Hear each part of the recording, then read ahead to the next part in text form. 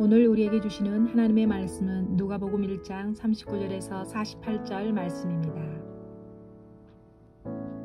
이때에 마리아가 일어나 빨리 산골로 가서 유대 한 동네에 이르러 사가랴의 집에 들어가 엘리사벳에게 문안하니 엘리사벳이 마리아가 문안함을 들으매 아이가 복중에서 뛰노는지라. 엘리사벳이 성령의 충만함을 받아 큰 소리로 불러 이르되 여자 중에 내가 복이 있으며 내 태중의 아이도 복이 있도다. 내 주의 어머니가 내게 나아오니 이 어찌 된 일인가. 보라, 내 문안하는 소리가 내 귀에 들릴 때에 아이가 내 복중에서 기쁨으로 뛰놀았도다. 주께서 하신 말씀이 반드시 이루어지리라고 믿은 그 여자에게 복이 있도다. 마리아가 이르되 내 영혼이 주를 찬양하며 내 마음이 하나님 내 구주를 기뻐하였음은 그의 여종의 비천함을 돌보셨음이라. 보라, 이제 후로는 만세의 날을 복이 있다 일컬으리로다. 아멘. 예수 샬롬. 샬롬. 메리 크리스마스 성탄을 축하합니다. 자, 우리 옆 사람을 보면서 메리 크리스마스 성탄을 축하합니다. 서로 인사합니다. 메리 크리스마스 성탄을 축하합니다. 우리는 행복한 사람들입니다. 믿습니까? 네. 우리 예수 믿는 사람은 아무리 절망 중에 있다고 할지라도, 우리의 현실이 지륵같이 어둡고 캄캄하다고 할지라도 우리는 예수를 믿는 신앙을 가졌기 때문에 어떠한 상황 중에서도 나는 행복한 사람이다 라고 말할 수 있고 고백할 수 있는 사람이 되어야 합니다. 예수를 믿지 아니하는 사람들은 오늘도 절망 가운데서 소망이 없어서 인생을 탄식하면서 살아가지만 우리의 현실이 아무리 어려워도 우리는 천국에 소망이 있지 않아요. 우리와 함께하는 하나님이 계시지 않아요. 우리의 미래의 약속이 있잖아요. 그래서 절망 가운데 있다고 할지라도 우리는 소망을 가지면서 희망을 가지면서 내일을 약속하신 하나님이 우리와 함께 계시기 때문에 오늘도 나는 행복한 사람이야 라는 그런 믿음을 가지고 사시기를 다시 한번 우리는 우리 하나님께 감사하면서 살아갑시다. 아멘. 왜 우리는 행복한 사람일까요? 신명기 33장 29절에 이렇게 말씀합니다. 이스라엘이여 곧 하나님의 나라 백성들이여 너는 행복한 사람이로다. 왜 행복한 사람이냐? 여호와의 구원, 예수 그리스도의 구원이 그 구원을 얻은 백성이 너희 같은 자가 누구냐? 너희 같은 자가 없다는 말씀을 하고 있습니다. 오늘 이 성탄절을 맞이해서 우리는 예수 그리스도 구원자를 통해서 구원을 얻었기 때문에 우리는 행복한 사람이라고 오늘도 고백하면서 성탄을 맞이하시기를 바랍니다. 우리는 또 행복을 위해서 살아가야 합니다. 세상 사람의 행복은 물질적인 만능주의의 행복을 찾아갑니다만 우리 예수 믿는 사람은 우리의 행복의 조건이 무엇이냐? 하나님의 말씀의 법을 따라서 살아가는 것이 행복의 조건이 됩니다. 이는 신명기 10장 13절에 이와 같이 말씀합니다.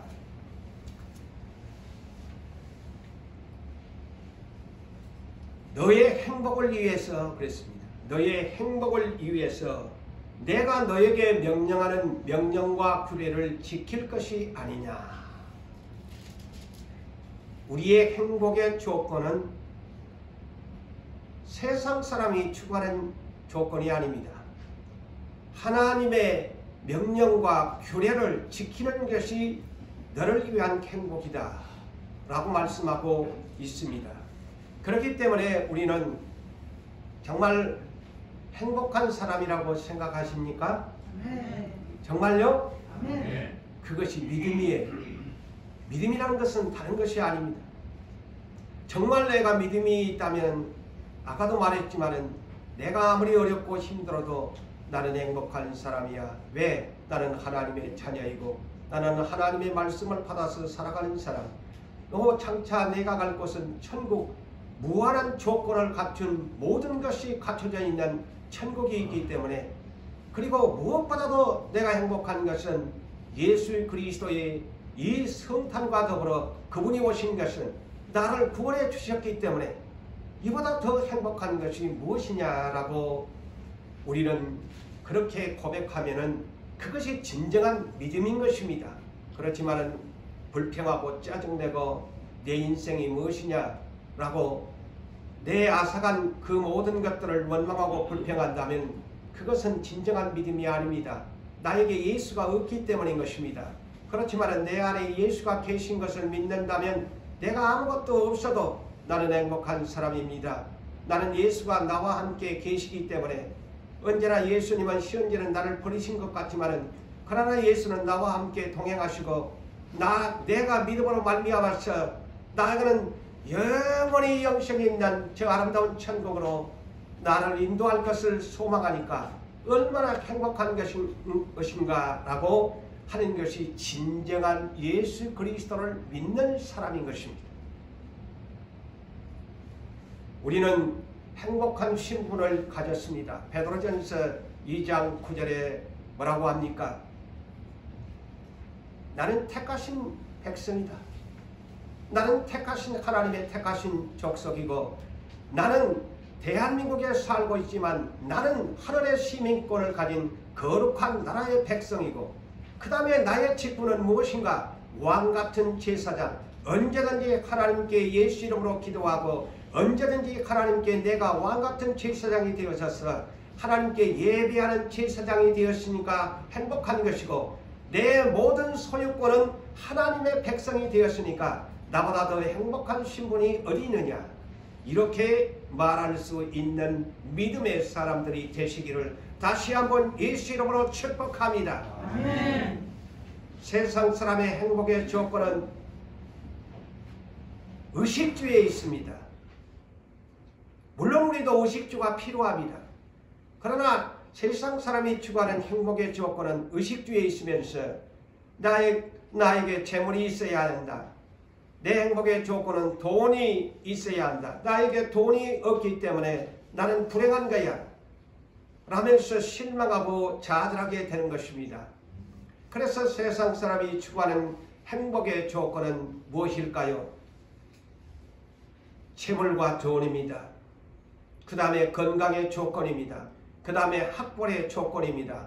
그 다음에 내가 어떤 가문의 문벌의 조건입니다. 그리고 내 행복의 조건, 스펙을 얻는 것이 내 행복의 조건이고, 내 행복의 조건이 무엇인가? 내 외모다. 사람은 외모를 봅니다. 그것을 행복의 조건으로 생각합니다. 그래서 오늘날 행복의 이 외모의 조건 때문에 우리는 남자나 여자나 할 것 없이 얼마나 외모에 신경을 쓰면서 살아갑니까? 내가 아픔을 고통을 참아가면서도 얼굴이나 이 모든 것에 칼을 대면서 나의 행복의 조건이라고 살아가고 있는 사람이, 이 세상에는 100이면 100사람이 다 그것을 추구하면서 살아갑니다. 그렇지만은 우리의 행복의 조건은 무엇입니까? 저 천국에 영원히 내가 영생하는 약속의 조건이 나의 행복의 조건이 되어야 하고, 오늘 성탄에 오신 예수께서 나에게 엄청난 큰 선물을 가지고 오셨는데, 그 엄청난 큰 선물이 무엇이냐면 구원의 영생의 선물인 것입니다. 그래서 천사가 말하기를 큰 기쁨의 좋은 소식을 너희에게 전한다. 베들레헴에 구주 예수 그리스도가 나셨다. 이것이 우리 인생의 가장 큰 기쁨의 좋은 소식. 용산교회에 살아가는 성도 여러분들이여, 큰 기쁨의 좋은 소식, 예수 그리스도의 성탄 앞에 오늘도 감사하면서 즐거워하면서 예수 그리스도의 성탄을 맞이하시기를 주님의 이름으로 축복합니다. 아멘. 우리의 인류의 조상 아담, 그는 사람이었습니다. 아담이라는 말은 다른 말로 사람이라는 말이죠.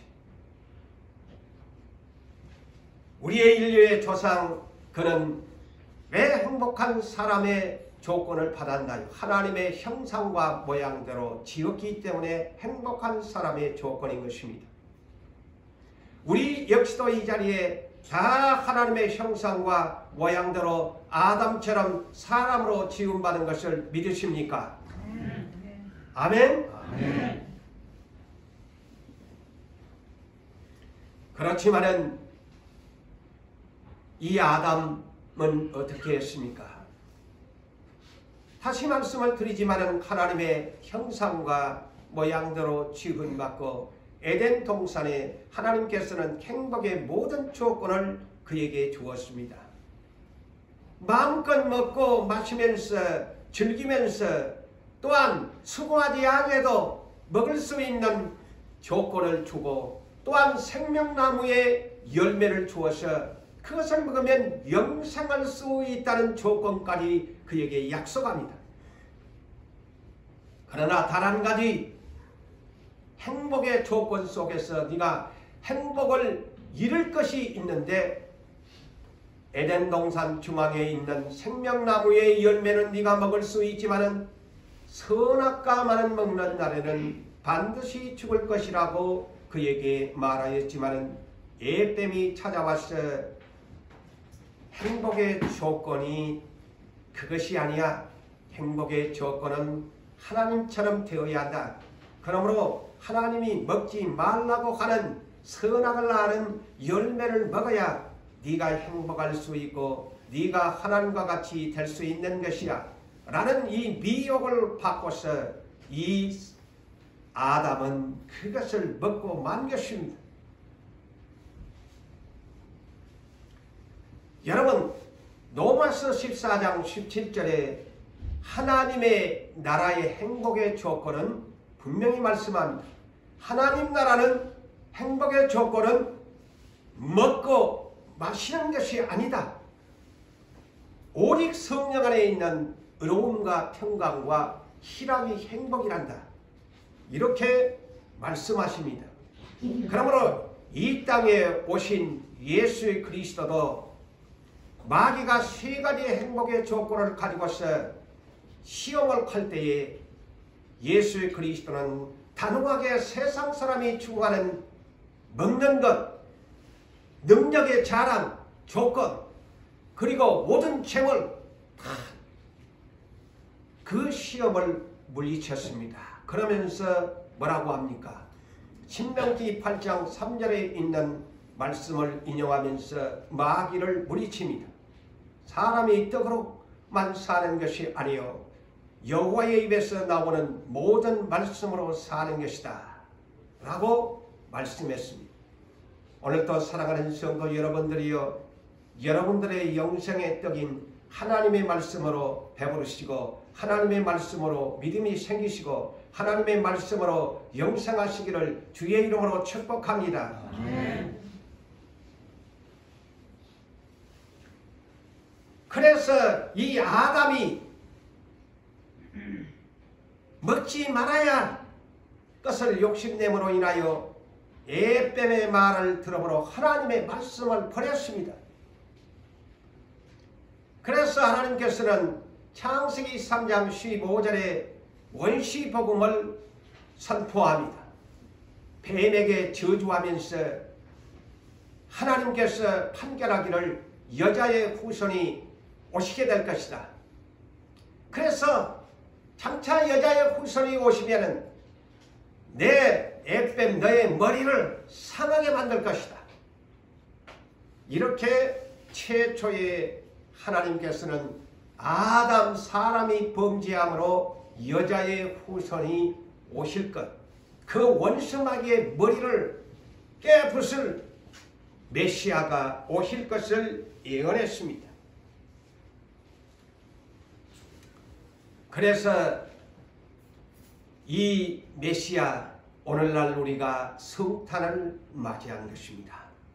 원수 마귀를 멸하실 예수가 오신 것입니다. 그래서 요한일서 3장 8절에 이와 같이 말씀합니다. 죄를 짓는 자는 마귀에 속하나니. 여러분, 오늘도 하나님의 말씀대로 살지 아니하고 죄를 짓는다면 나는 예수에게 속한 사람이 아니요 마귀에게 속한 자라는 것을 알아야 합니다. 순간순간마다 우리는 이 말씀을 기억하셔야 돼요. 내가 하나님의 말씀대로 살지 아니하고 세상 길로 달려갈 때마다 이 요한일서 3장 8절을 생각하십시오. 죄를 짓는 자는 마귀에게 속한 자니 그랬어요. 마귀에게 속하는 자니 그랬어요. 죄를 짓는 자는 불법을 행하는 사람이라고 말씀합니다. 예수가 오셔야 하느냐? 마귀의 일을 멸하기 위해서 예수 그리스도가 오셨다고 말씀하고 있습니다. 사랑하는 성도 여러분들이여, 왜 예수가 오셔야 했을까요? 죄를 짓는 마귀를 쫓아가는 사람들을 구원하기 위해서 예수가 오신 것입니다. 그러므로 우리는 죄를 짓지 말아야 합니다. 주님을 떠나가지 말아야 합니다. 주님을 실망시키지 말아야 합니다. 주님의 말씀을 사랑하고 사모하고 그 주님의 말씀을 내 육신의 양식을 날마다 먹음과 같이 하나님 나라의 생명의 양식을 날마다 되새김질하면서 나는 당신의 말씀을 사랑합니다. 오늘도 당신의 말씀은 곧 하나님이시기에 나는 하나님의 말씀을 사랑합니다. 나는 당신의 말씀대로 살기를 원합니다. 오늘도 당신의 말씀대로 나는 순종합니다. 당신의 말씀을 오늘도 믿습니다. 당신의 말씀은 곧 하나님이시므로 하나님과 함께 내가 통행합니다 라고 고백하는 사람이 진정한 그리스도의 믿음을 가진 사람이요 우리 예수님을 기쁘시게 하는 사람인 것입니다.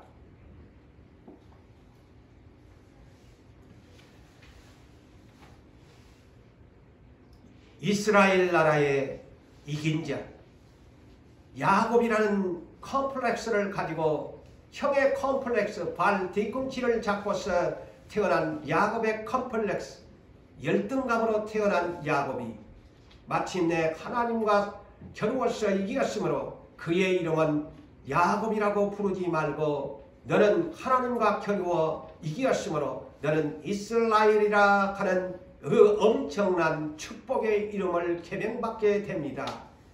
이 야곱이 147세에 죽기 전에 애언적인 유언을 12아들들에게 애언합니다. 그럴 때에 이는 창세기 49장 8절과 10절에 있는 말씀입니다. 이때 야곱이 넷째 아들 유다, 넷째 아들 유다에게 이렇게 애언합니다. 유다야, 너는 내 형제의 찬송이 될지라. 너의 손이 너의 원수의 목을 잡을 것이요. 아까도 창세기 3장 15절에 그 여자의 후손이 너의 머리를 원수의 머리를 상하게 할 것이라는 것처럼 유다의 너의 손이 원수의 목을 잡을 것이요. 너의 아버지의 아들들이 11아들들이 너에게 절하리로다. 경배하리로다. 주가 왕권의 주지요. 쉽게 얘기하면 왕권이죠. 주가 유다를 떠나지 아니하며 유다 너를 왕권이 떠나지를 아니하고 통치자의 지팡이가 그 발사에 아니하시기를 실로가 곧 평화의 왕이 오시기까지 이르느니 그에게 모든 백성이 복종하리로다. 야곱의 12아들 가운데 여러분, 요셉이 축복받았다고 하지요. 그렇지만은 영적인 최고의 축복은 넷째 아들 유다가 받은 것입니다. 그 유다의 지파로 예수 그리스도 만왕의 왕이 오시게 됐다는 것, 평화의 왕이 오시게 됐다는 예언을 합니다. 그러므로 이 야곱이 예언한 예언이 마태복음 1장 1절로부터 이렇게 신약 성경은 시작됩니다. 아브라함과 다윗의 예수 그리스도의 계보라. 아브라함과 다윗의 자손 예수 그리스도의 계보라. 아브라함은 일대, 믿음의 조상으로서 일대입니다. 아브라함 일대는 2대 이삭을 낳고 2대 이삭은 3대 야곱을 낳고 야곱은 4대 유다와 그 형제들을 낳고 이렇게 성경은 시작됩니다. 그래서 유다는 믿음의 이 아브라함의 가문의 4대입니다. 이 4대 유다는 그 뒤로 연결이 되는데 40대 야곱을 낳고, 야곱이라는 이름이 성경에 많지요. 40대에 계보에 든 사람이 야곱인데 이 야곱은 잘 들으세요. 41대가 예수의 육신의 아버지 요셉입니다. 그런데 성경은 이렇게 기록합니다. 40대 야곱은 마리아의 남편 요셉을 낳고 이렇게 되죠. 그런데요, 42대 예수가 마지막이지요. 그런데 성경은 요셉에게서 41대 요셉에게서 이렇게 말하지 않습니다. 여러분 이것을 상식으로 알아놔야 됩니다. 42대 예수 그리스도는 마리아에게서 요셉에게서 이렇게 기록하지 않습니다. 마리아에게서 예수라 칭하는 그리스도가 나셨다. 아멘. 성경이 분명한 단어가 다릅니다. 요셉에게서 예수가 나셨다고 하지 않습니다. 마리아에게서 구주 예수 그리스도가 나셨다. 그래서 여자의 후손이지요. 요셉이라고 하지 않습니다. 마리아에게서 나셨다고 말씀합니다.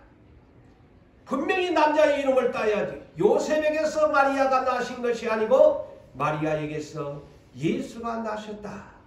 여러분 잊지 마셔야 돼요. 그러므로 예수 그리스도의 나심은 이러하니라. 그의 어머니 마리아가 요셉과 약혼하고 동거하기 전에 성령으로 잉태된 것이 나타났더니 배가 불러왔다는 것이에요. 배가 부른 것이 사람의 눈에 띄게 되었다.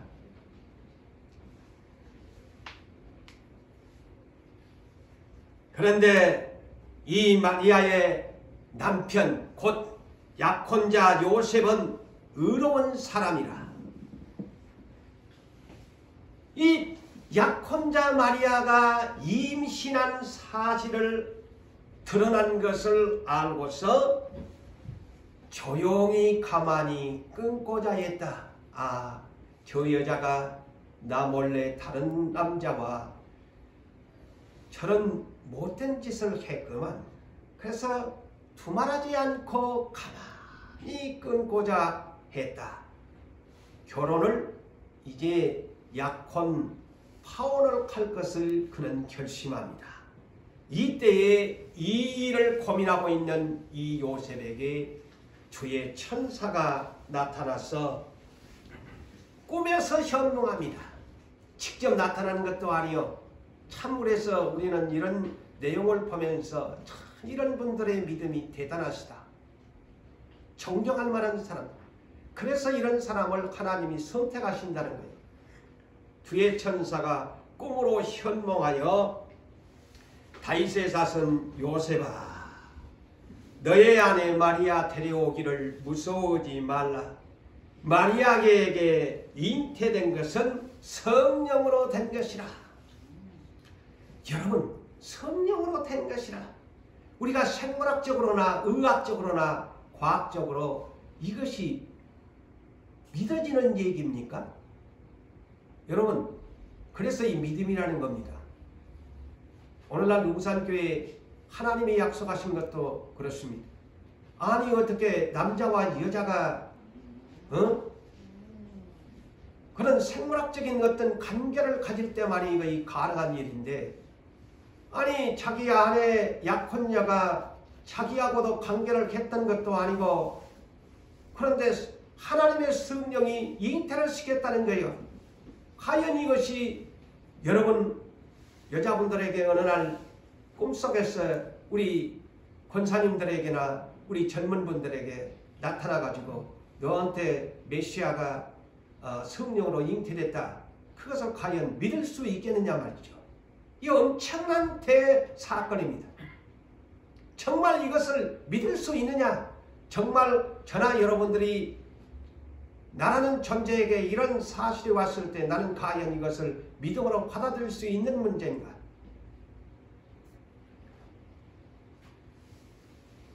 그러면서 천사는 말을 합니다. 아들을 낳으리니 그 이름을 예수라고 하라. 이는 그가 자기 백성을 그들의 죄에서 구원자가 될 것이다. 구원자라는 이름이다. 예수가 구원자다. 이 모든 일의 것은 된 것은 이사야 선지자로 하신 말씀을 이루게 하시려고 이렇게 된 것이다. 이는 이사야 선지자가 예언한 이사야 7장 14절에 700년 후에 일어날 것을 예언한다는 것. 그래서 예언이라는 것은요, 단번에 된 것이 아닙니다. 자, 천지 창조 때 여자의 후손으로 오신다고 하는 것이 무려 4,000년이라는 세월이 걸렸습니다. 4,000년. 성탄이 4,000년이 걸렸어요. 그런데 이제 그 중간에 이사야 선지자를 통해서 700년 후에 보라, 처녀가 잉태하여 아들을 낳으리니 그 이름을 임마누엘이라 하라. 이를 번역한즉 하나님이 우리와 함께 계시다 함이라. 이것을 700년 전에 이사야 선지자가 예언했는데 천사가 마리아에게 이것이 지금 너에게 이루어지고 있다. 이거 예언입니다.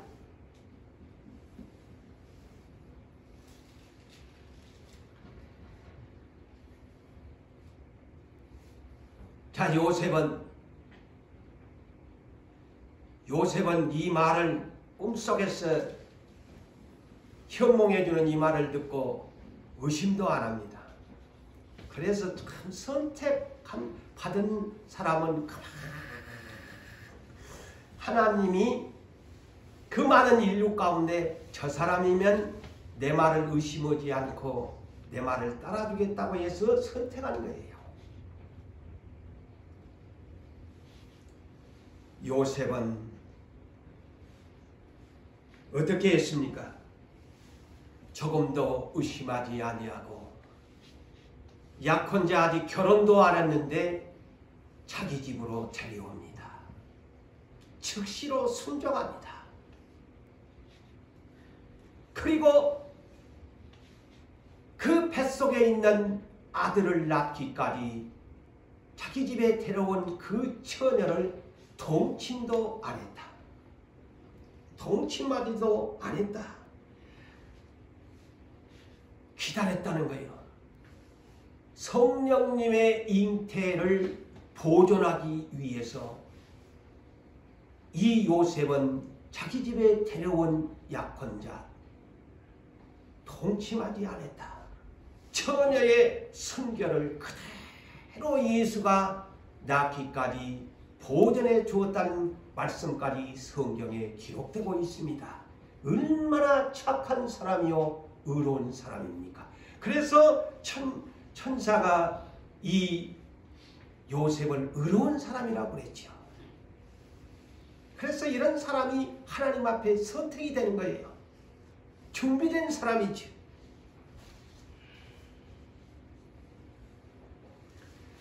그래서 저는 이런 생각을 했어요. 세상에서 가장 축복받은 사람, 행복한 남자가 누구냐? 바로 이 요셉이라. 하나님 앞에 선택을 받아서 쓰임을 받았다는 것이 아닙니까? 그의 신분은 보잘것없습니다. 비천한 신분입니다.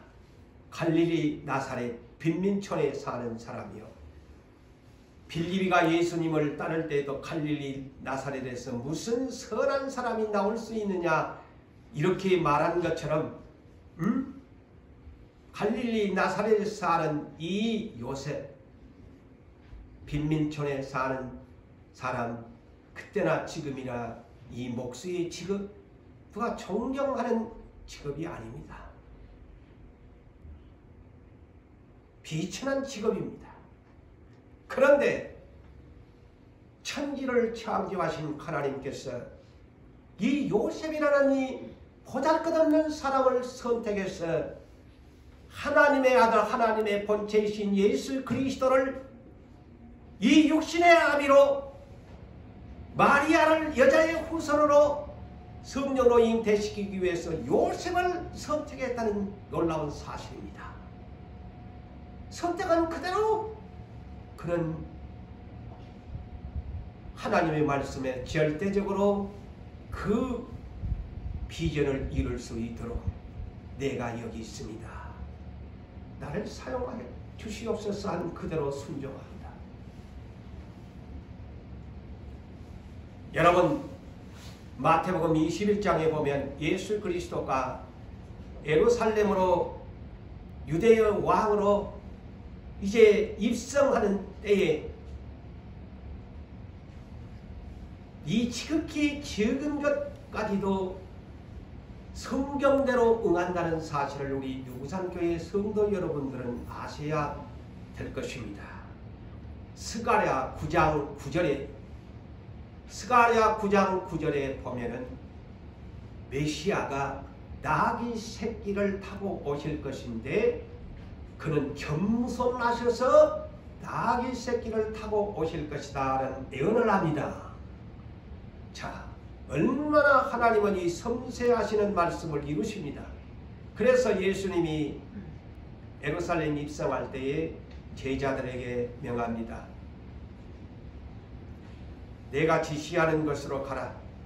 고대 가면 이름이 성경에 나오지 않아요.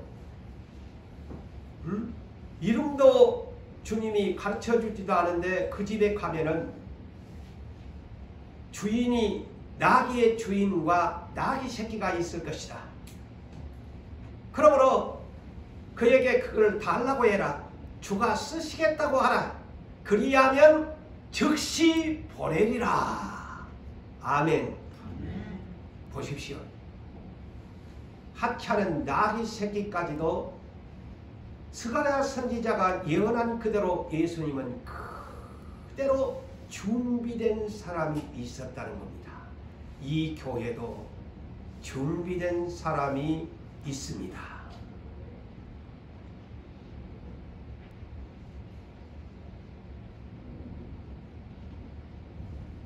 그것을 믿으시기 바랍니다. 믿으시기 바랍니다. 나귀 새끼까지도 보내는데도 준비하는 것을 보십시오. 주인이 즉시 보냅니다. 그래서 디모데후서 2장 20절 21절에 이와 같이 우리에게 말씀합니다. 큰 집에는 금그릇, 은그릇, 나무그릇, 질그릇이 있다. 그래서 그런 집에는 귀하게 쓰는 그릇도 있고 천하게 쓰는 그릇도 있다. 그렇죠. 가정생활을 하는 주부님들, 성도님들, 여러분들 집에도 귀하게 쓰는 그릇, 천하게 쓰는 그릇이 분명히 있을 것입니다. 누구든지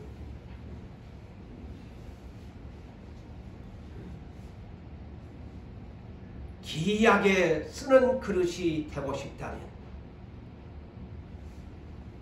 자기 자신을 깨끗하게 해라. 자기 자신을 깨끗하게 해라. 그리하면 주인의 쓰심에 합당하여 거룩하게 준비함이 되리라. 아멘.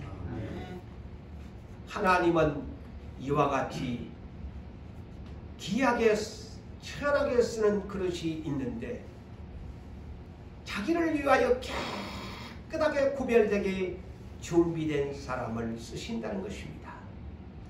아무리 사울왕을 이스라엘의 왕으로 쓰고자 해서 기름 부어 세워두었지만 주의 말씀대로 살지 아니하니 하나님께서 두 번씩이나 내가 사울왕을 세운 것을 후회한다 하고 내 말을 버렸으므로 나도 저를 버려서 왕이 되지 못하게 할 것이다. 아무리 약속의 선택을 받았어도 하나님의 말씀대로 살지 아니하면 하나님이 귀하게 쓰지 않습니다. 귀하게 쓰지 않습니다. 요셉을 보십시오. 이렇게 의로운 사람으로 살고 꿈속에서 현몽하는데도 그것을 액면 그대로 의심하지 아니하고 즉시로 순종하여 자기 집에 마리아를 데려와서 아이를 낳기까지 동침도 아니하며 순결을 보존해 주면서 아들을 낳으니까 그 아들을 예수라고 이름을 붙여준 요셉. 얼마나 하나님께서 이런 사람을 고르고 골라서 내 뜻을 순종할 수 있는 사람으로 하다가 4000년 만에 이 요셉이라는 사람이 선택되어 주님의 쓰시기에 합당한 그릇으로 행복한 사람으로 선택받은 것입니다. 역시 마리아도 마찬가지입니다.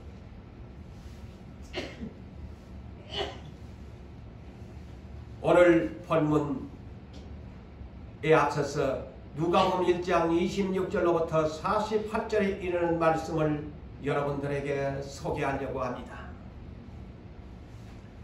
이 누가복음 1장 26절에 이하에 보면은 여섯째 달 그랬어요. 이는 무슨 말이냐면은 예수님의 길잡이 세례 요한이 지금 앞서 여섯째 달이 됐다는 말입니다.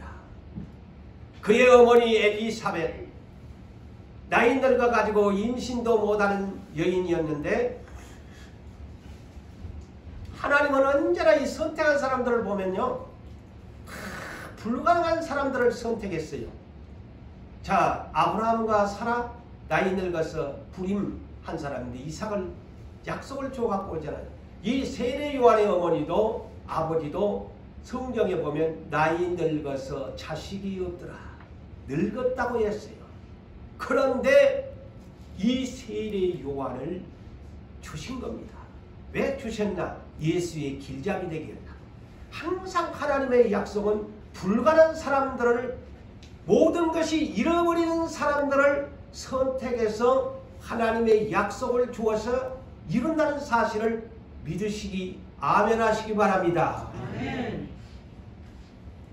그런데 세례 요한의 어머니가 나이 늙었는데 임신을 합니다. 놀라운 기적이 나타난 것입니다. 그런데 여섯째 딸이 그래서 천사가 이 마리아에게 말을 해주잖아요. 임신을 나이 늙어서 임신을 못한 엘리사벳에게 지금 여섯째 달이 됐다. 그러면서 먼저 소개를 해줍니다. 그러니까 세례 요한 이 여섯째 엘리사벳 뱃속에 있을 때에 천사 가브리엘이, 자, 마리아에게도요 천사가 나타났어요. 가브리엘이 나타나서 하나님의 보내심을 받아 갈릴리 나사렛 동네에 가서 다윗의 자손 요셉과 야코란 마리아에게 됐어요.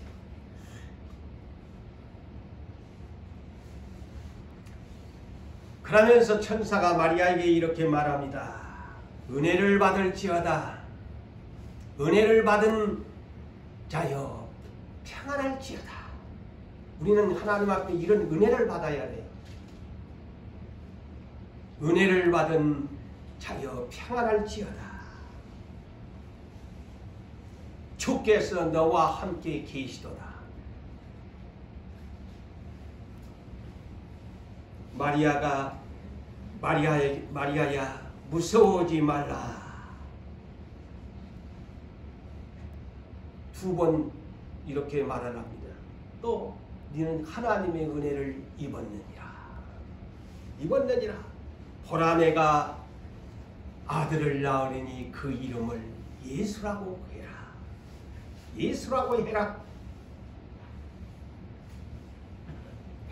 그러니까 세상에나 자기는, 이 마리아가 이런 고백을 합니다. 나는 남자를 알지 못하는데 어떻게 이런 일이 있을 수 있습니까? 남자를 알지 못한다 이 말은 다른 말로 나는 남자를 경험해 본 적이 없는 여자인데 어떻게 이런 일이 있을 수 있습니까? 라는 말이죠.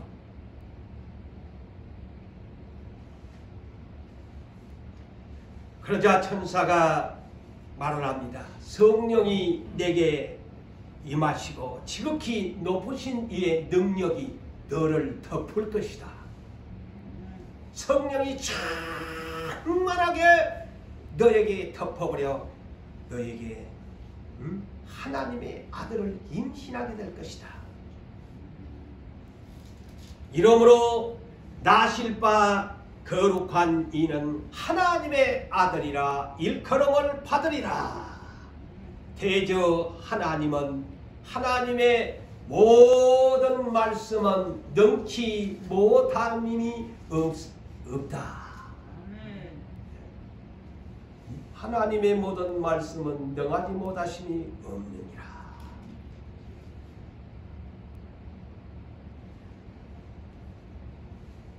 자, 마리아가 어떻게 했겠어요?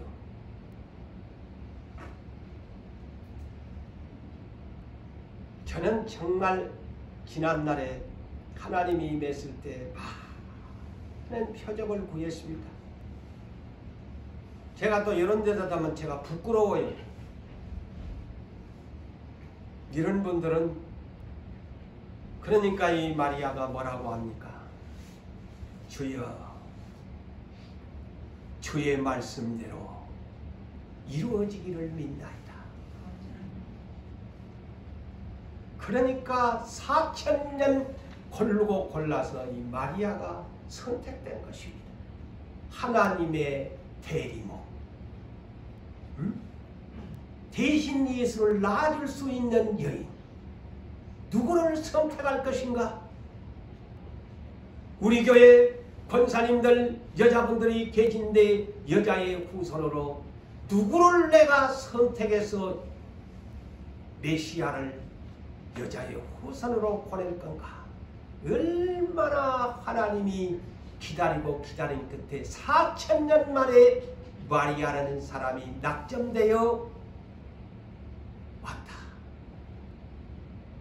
기가 막힌 하나의 사건이죠. 주의 말씀이 말씀대로 이루어지기를 원하나이다. 아멘. 과연 나는 오늘 이렇게 하나님께서 나에게 이런 일이 있다고 한다면 나는 아멘, 아멘 받을 수 있을까? 주의 말씀대로 이루어지기를 믿나이다 말할 수 있을까? 그러니까 오늘날 우리가 얼마나 인간적으로 타락된 인간인가를 깨달아야 돼요. 의심이 많잖아요.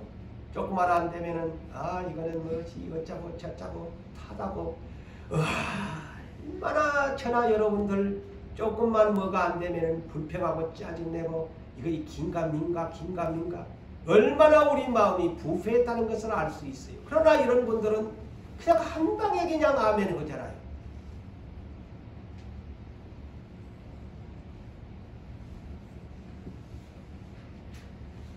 그래서 요한복음에서는 이 사건을 요한 사도는 또 이렇게 기록합니다.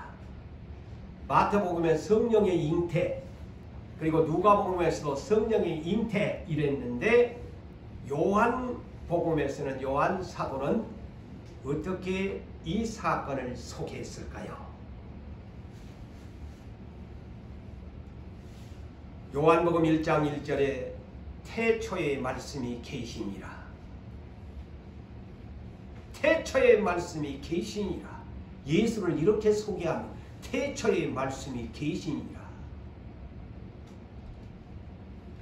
그 말씀이 하나님과 함께 계셨고 곧 이 말씀은 곧 하나님이시라. 그러면서 14절에 이렇게 말씀합니다. 말씀이 육신이 되어 오셨다.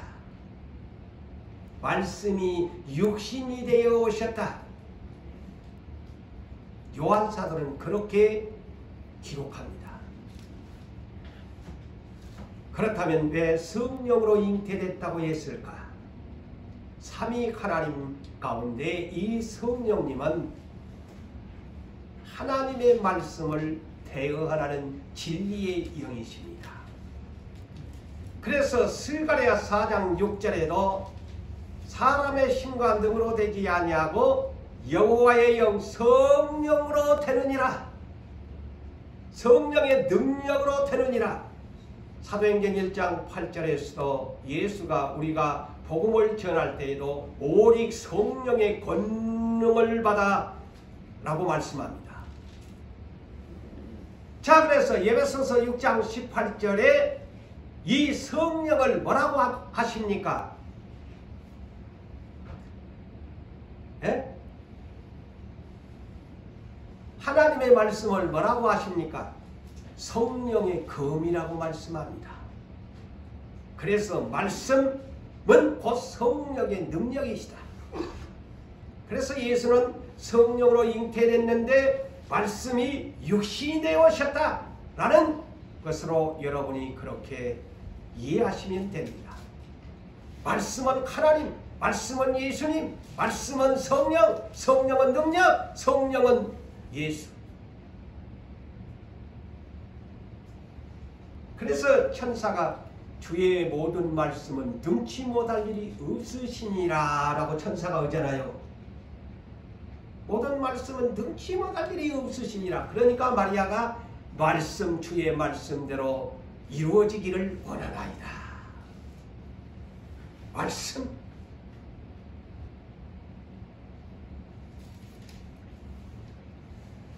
자, 마리아가 천사가 전해지고 아니 자기가 아는 친족 엘리사벳이 늙은 여자였는데 임신을 이미 자포자기해버리고 생각조차도 안 했는데 아니 6달이나 됐다니 마리아는 이 소식을 듣고 이 사가랴 엘리사벳이 유대 산골에 살았어요. 성경에 보니까 산골로 달려갔어요. 산골로 달려가서 이 엘리사벳을 문안한 겁니다. 임신을 했다고 하니까 자기도 이제 예수 메시아를 임신한다고 하니까 먼저 가서 보고 싶은 거예요. 가서 보니까 6달이니까 배가 불렀을 거 아니에요. 문안하니까 아니 엘리사벳이 기다렸던 듯이 이렇게 오늘 본문에서 이 엘리사벳이 이 마리아를 보고서 성령의 소리를 합니다. 성령이 충만함을 받아서 엘리사벳이 성령의 충만함을 받아 큰 소리를 높여가지고 마리아가 자기 집에 문안하는 것을 보고서 마리아에게 이런 예언을 합니다. 여자 중에 내가 복이 있도다. 여자 중에 최고의 복이죠. 4000년 만에 선택된 여자 중에 내가 복이 있도다. 너 태중의 아이도 복이 있도다. 그런데 이렇게 말을 합니다. 나의 주의 어머니가 곧 마리아가 내 앞에 나오니 어찌된 일인고? 성령이 가르쳐 주잖아요. 마리아가 주의 어머니를 낳을 사람이라는 거예요. 주의 어머니가 내 앞에 나옴이 어쩌민고? 주께서 하신 말씀이 반드시 이루어지리라 믿는 그 여자에게 복이 있도다. 그래서 성령이 아시잖아요. 마리아가 주의 말씀대로 이루어지이다 믿음으로 고백한 것을 이 엘리사벳이 그것을 믿는 여자에게 복이 있도다 예언을 하잖아요. 그러자 마리아가 이르되 내 영혼아 주를 찬양하며 내 마음이 하나님 내 구주를 기뻐하셨으면 그의 여종의 비천함을 돌보셨습니다. 보라 이제 후로는 만세 나를 복이 다 일컬이로다. 아멘. 아멘. 그래서 제가 오늘 제목이 여자 중에 행복한 여자 주의 어머니 마리아.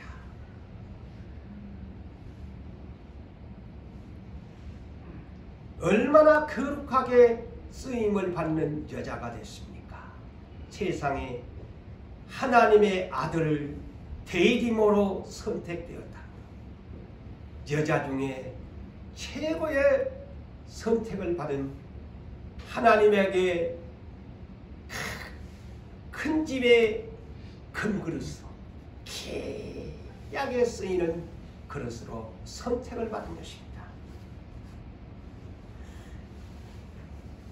왜 마리아가 또 행복할까요?